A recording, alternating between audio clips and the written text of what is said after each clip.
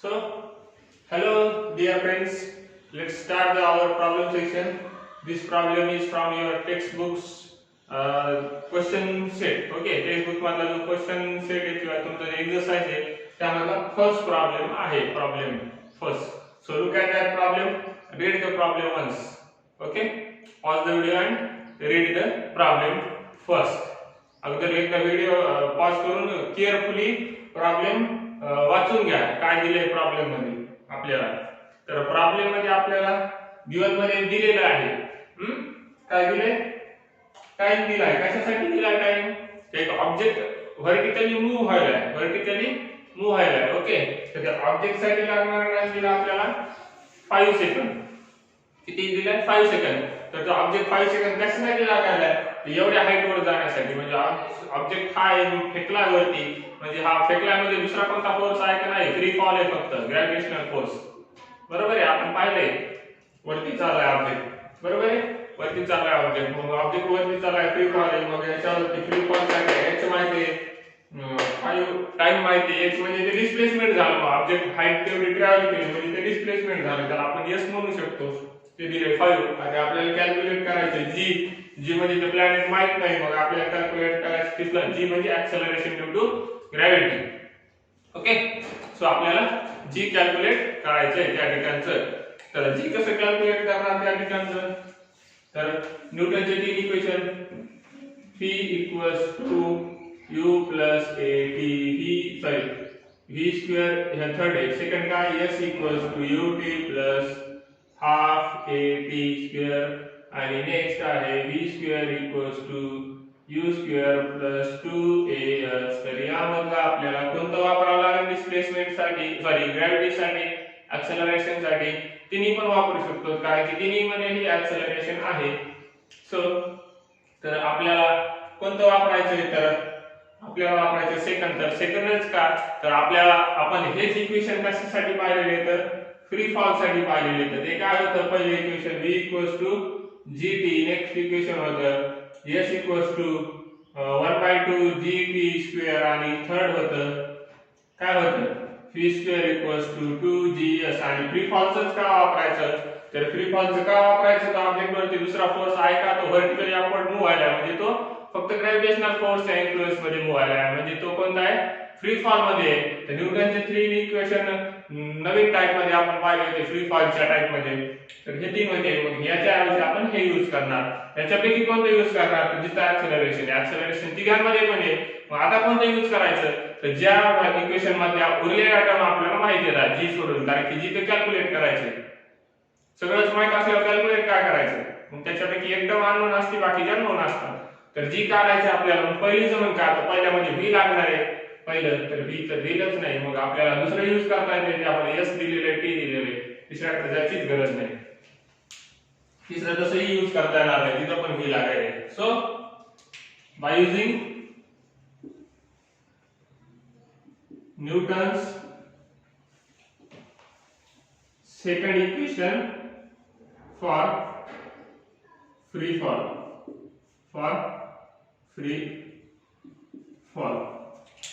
काय होतं न्यूटनचं सेकंड इक्वेशन फ्री फॉलचं? s 1/2 gt square. तर s किती आहे? व्हॅल्यू लिहून घ्या. s किती आहे? 5 मीटर. s म्हणजे ते ट्रॅव्हल केलेली डिस्टन्स म्हणजे ती height 5 metre. Okay, 5 metre equals to 1/2 ची व्हॅल्यू तीच राहणार आहे. जी दिला नाही आपल्याला कॅल्क्युलेट करायचा आहे इनटू t दिला आहे आपल्याला, तो पण 5 चे सेकंड मध्ये आणि त्याचा स्क्वेअर. आणि पहिली गोष्ट आणखी एक महत्त्वाची, जे गिवन दिले ते लिहून घ्या. किती वेळ सांगितलेलं आहे तुम्हाला गिवन दिलेला लिहून घ्यायचं अगोदर. नंतर दिलेलं गिवन हे एसआय युनिट मध्ये कन्वर्ट करायचं किंवा मग जे युनिट मध्ये आपल्याला कॅल्क्युलेट करायचे त्या युनिट मध्ये कन्वर्ट करायचे सगळे युनिट.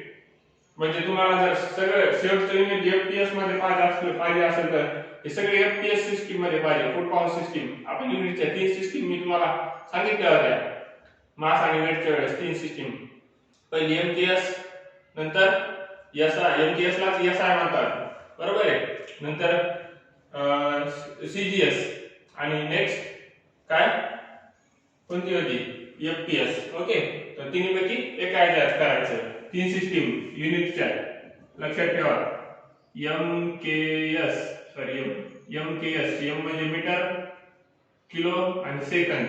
तर या सिस्टीमला SI सिस्टीम मध्ये नंतर अडॉप्ट करण्यात आलं. बरोबर आहे, SI सिस्टीम म्हणतात तिला ऑर मध्ये किंवा ऑर मध्ये म्हणतात ते तिलाच अडॉप्ट करून आणि एक्स्ट्राचे काही युनिट ऍड करून त्यामध्ये SI युनिट करण्यात आलं. ते नंतर CGS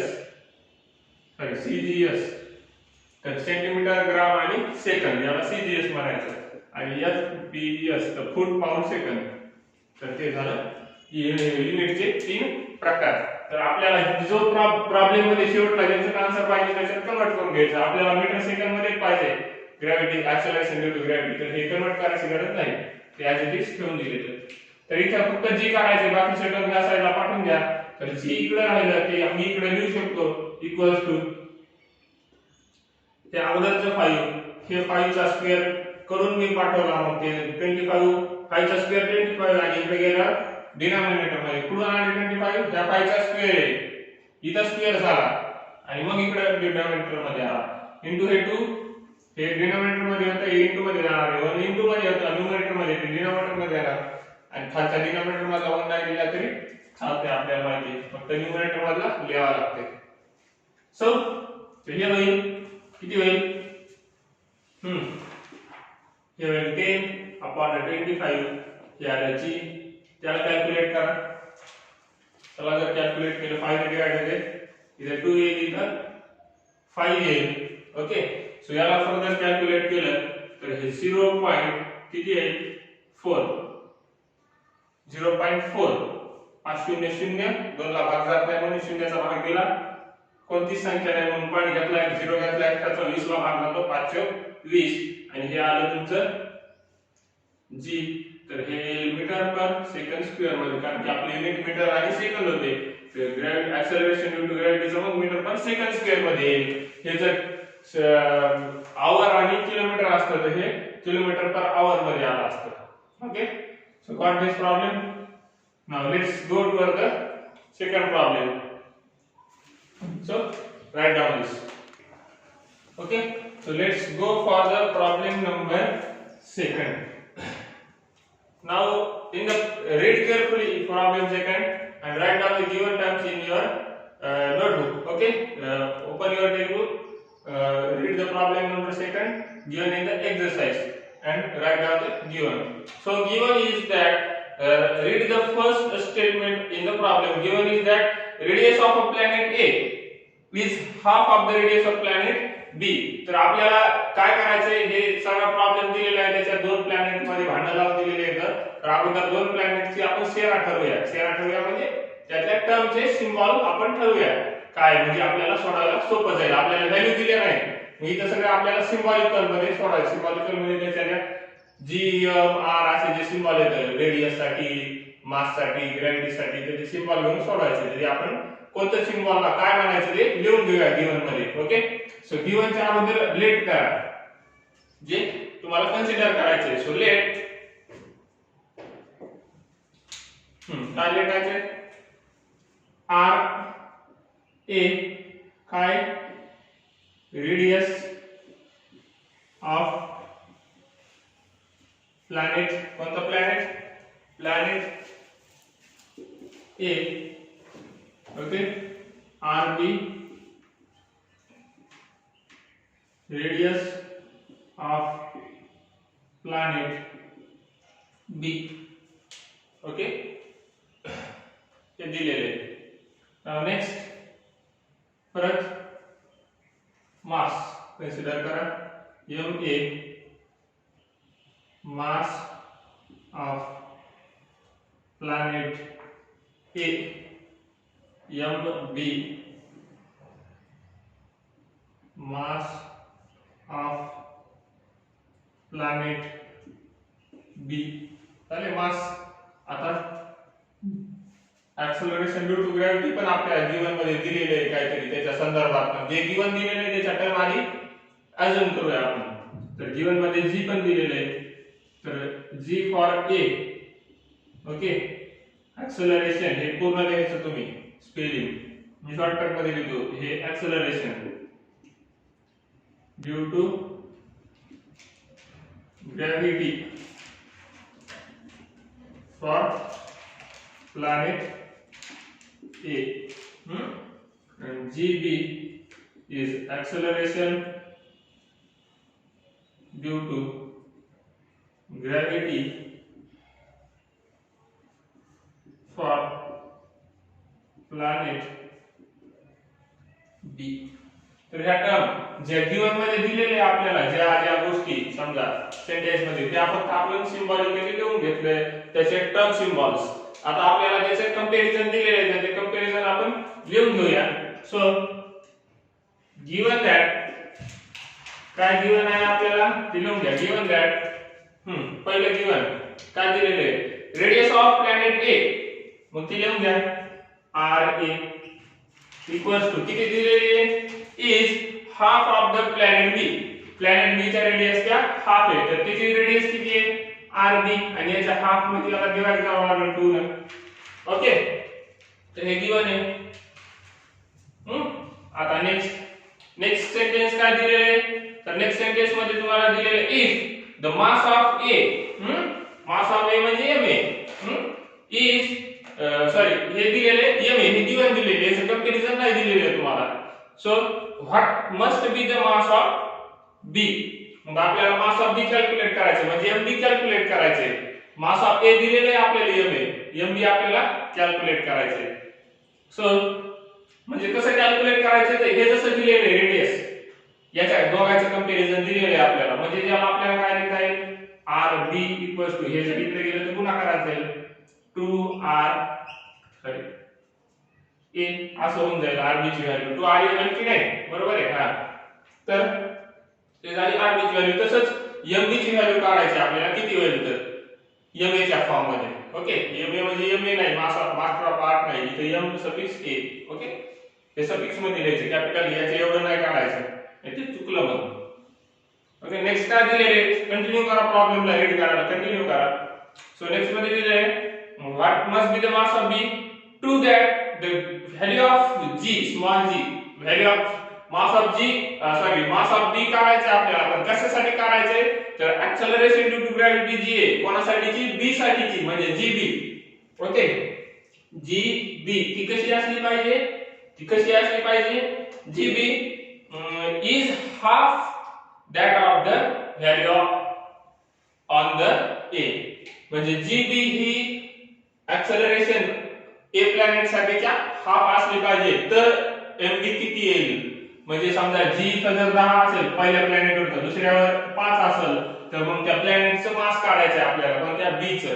ओके तर GB आपल्याला दिलेले 2 नाही GA च्या कसं दिलेले हाफ दिलेले तर मग हे झालं GB हे आपल्याला गिवन मध्ये दिलेले आहे. तर आपल्याला काढायचे MB कॅल्क्युलेट करायचे. तर आपल्याला आणखी एक आता हे झालं गिवन आणि कन्सिडरेशन. आता आपल्याला माहिती असलेल्या गोष्टी आपण लिहून घेऊया. तर काय माहिती आपल्याला वी नो दॅट परत एकदा सर तुम्ही वी नो दॅट प्रत्येक वेळेस म्हणता पण आम्हाला काहीच माहित नसते तर त्यासाठी अभ्यास करावा लागते आणि जे शिकवलेलं आहे ते लक्षात ठेवावं लागते. तर वी नो दॅट आपल्याला G चा फॉर्म्युला माहिती आता आठवला का तर G चा फॉर्म्युला काय आहे G equals to capital G capital M upon काय होईल R चा स्क्वेअर. ओके हे दिलेले मग आपण GB लिहून घेऊया B प्लॅनेट साठीचं काय आहे GB इक्वल्स टू येईल कॅपिटल G युनिव्हर्सल कॉन्स्टंट आहे दोन्ही प्लॅनेट सारखं येईल कॅपिटल M पहिल्या प्लॅनेट अगोदर A चं लिहून घेऊ वाटल्यास तर MA आणि RA चा स्क्वेअर फर्स्ट प्लॅनेटचं झालं याला म्हणा इक्वेशन फर्स्ट किंवा याला म्हणा इक्वेशन फर्स्ट त्याला सेकंड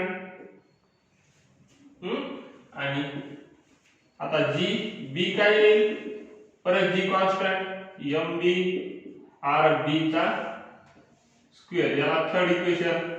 ओके हे दोन काढून घेतले जे आपल्याला आता याच्यात काहीतरी दिसायले बाबा इक्वेशन 1 मध्ये आणि तेच आपल्याला 2 मध्ये दिसायले आणि 3 मध्ये दिसायले पण राईट हँड साइडला.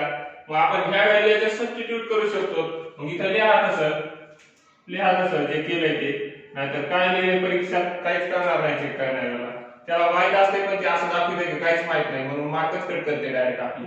फ्रॉम इक्वेशन्स 1, 2 and 3 किंवा from equation 1, from equation 2 and from equation 3.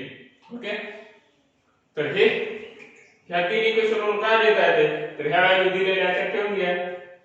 काय दिल्यात व्हॅल्यू तर जीबी ची व्हॅल्यू जीबी च्या खाली ठेवून घ्या. काय value capital G capital MB upon RB चा स्क्वेअर इक्वल्स टू जीए ची व्हॅल्यू किती दिलेली आहे तर ती दिलेली आहे जी एमए अपॉन आरए चा स्क्वेअर आणि याला काय केलंय डिवाइड केलंय कशाने 2 ने डिवाइड केलंय याला मोठं डिवाइड बाय टोटल ला डिवाइड बाय.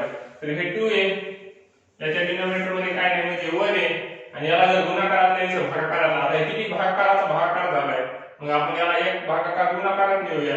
मग याला जर गुणाकारात द्यायचं तर 2/1 चं काय होईल ते गुणाकारात गेल्यावर 1/2 छेदाचा छेद अंश गुणाकारात गेल्यावर आणि छेदाचा अंश छेद गुणाकारात गेल्यावर बरोबर. तर याला नंतर गुणाकारात लिहिता येते. तर सध्या हे असंच राहू द्या आणि समोर घ्या मग गुणाकारात त्याला तर ते होऊन जाईल जी एमबी किंवा मग तसं नसेल लक्षात येत तर हे आपलं असं 3 इक्वल्स टू 6/2 आहे म्हणजे बरोबर आहे. 6 जर 2 राहिलं 3 येणार हे 2 जर इकडे पाठवून दिले तर 2 गुणिले 3 बरोबर 6 येणार. काय बरं फरक पडणार आहे का नाही. मग सोप्या पद्धतीत जाऊ आपण पण. ही एक टर्म आहे हा ब्रॅकेट एक टर्म आहे. ह्या टर्मला ह्या दोन डिवाइड केलेलं आहे. ह्या डिवाइड मधल्या दोन ला इकडे मल्टिप्लिकेशन मध्ये पाठवून देऊ आपण पण सोपं करू जरा असं.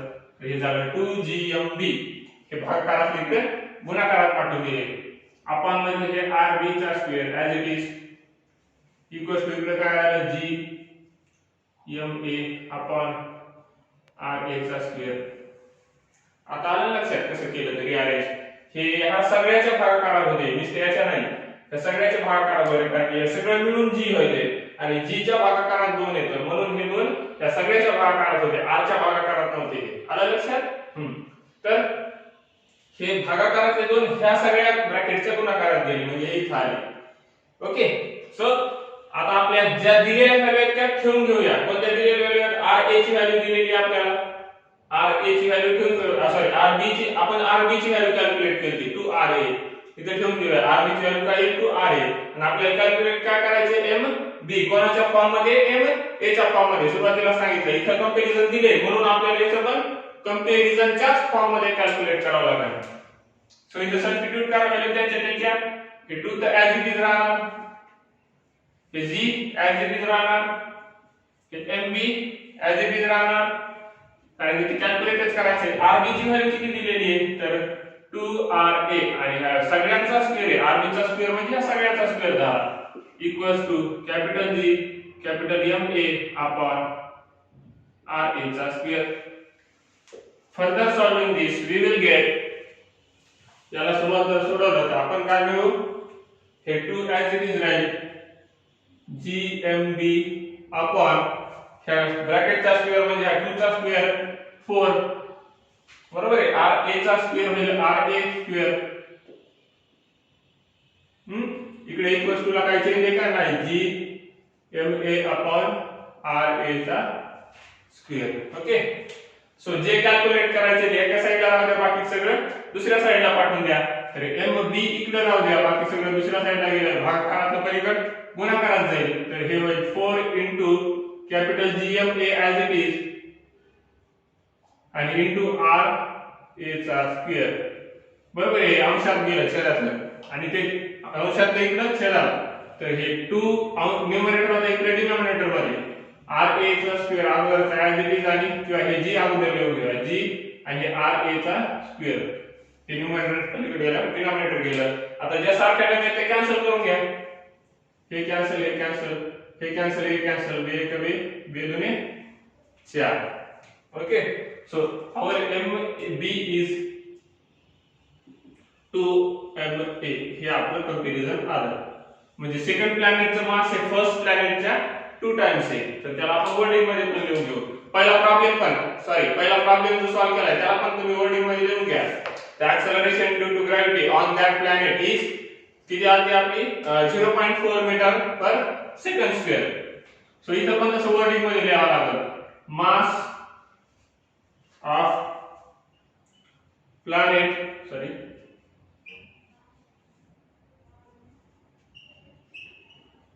B is 2 times mass of planet A, that is 2 ma, that is IC and IE, that is असे मला माहिती आहे तुम्हाला. सो हे वर्डिंग मध्ये लिहून घेतलं. असं वर्डिंग मध्ये पहिला प्रॉब्लेम पण लिहून घ्या. तर आपण नेक्स्ट प्रॉब्लेम पाहूया. So hello friends, let's start the third problem and last problem of this video, not the chapter. Okay, so mass given out to us in the third problem, that is m5, and weight of the object given on the earth is W, that is 49, and mass is in kilogram, weight is in Newton, that is given. And also we are given that acceleration, write this in full word. The acceleration due to gravity on moon is 1/6 times the acceleration due to gravity on the earth. That is gm equals to 1/6 g. Not g. This g is not in a denominator. This g is in a multiplication here. That is g/6. Okay.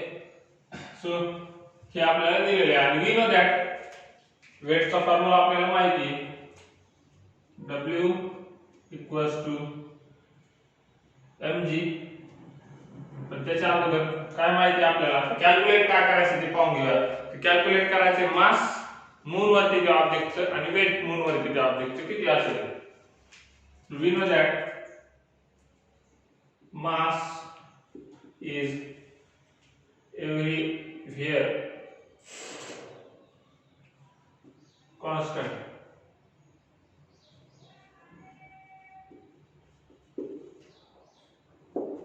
Therefore, mass on moon, mass of object on moon equals to m equals to 5 kg चे वेगळं नाही येणार. हे calculate करायला सांगितलं होतं, हे calculate केलं आपण. आता आणखीन काय माहिती आपल्याला also now काय माहिती आपल्याला वेट माहिती आपल्याला फॉर्म्युला mg वेट. मग मून साठी काय होईल wm equals to w मास चा कॉन्स्टंट आहे आणि g ऑन मून. ओके, तो g ऑन मून तर हे होऊन जाईल wm किती आहे wm आहे आपल्याला कॅल्क्युलेट करायचं आहे. m तर कॉन्स्टंट आहे आणि gm आपल्याला दिलेले आहे 1/6 into g. तो 1/6 बाहेर काढून घेऊ. 1/6 into mg. Okay, which is equals to w/6. तर हे कसं आलं since कारण क्या since w equals to mg equals to weight on earth. Okay, तर हे आलं. तर ते किती दिलेलं आहे आपल्याला 49/6 हे wm मून वरचं. ओके, सो 49 ला 6 ने डिवाइड करा, हे किती होईल 8 पॉइंट किती 1 आणि 3 समथिंग लाइक दॅट. नाही 8.16 येईल 116 आणि पुन्हा पुढे डिजिट येतील तर त्याला अप्रॉक्सिमेटली तुम्ही 8.17 न्यूटन एवढं करू शकता. तर हे झालं weight on moon. Okay. So let's stop here. Write down this. Okay, before stop here, write down this in the word. I will write in a black pen so you can see clearly. Weight of object on moon is 8.17 Newton. Okay, आता तुम्ही म्हणाल की sir आपल्याला माहिती आहे की 16 times असते moon वरचं वेट हे अर्थच्या वेटच्या, डायरेक्ट याला एक याला 6 ने सुरुवातीलाच का भागितलं नाही, तर ते कशामुळे डिवाइड केलं नाही, तर आपल्याला एक कंपॅरिझन गिवन मध्ये दिलेलं होतं, म्हणजे त्यांना आपल्याकडून अपेक्षित होतं की आपण सगळं कॅल्क्युलेट करून स्टेप बाय स्टेप सॉल्व्ह करावं, की ना की डायरेक्ट हे लिहावं. आपल्याला माहिती की वेट 16 असते आणि इथून समोरची स्टेप, तर त्यांना काय अपेक्षित होतं की कॅल्क्युलेशन तुम्ही सगळं करावं, तर त्यामुळे आपण पूर्ण करून घेतलेले. And so let's stop here and we will continue our problem section in the next video. Bye bye.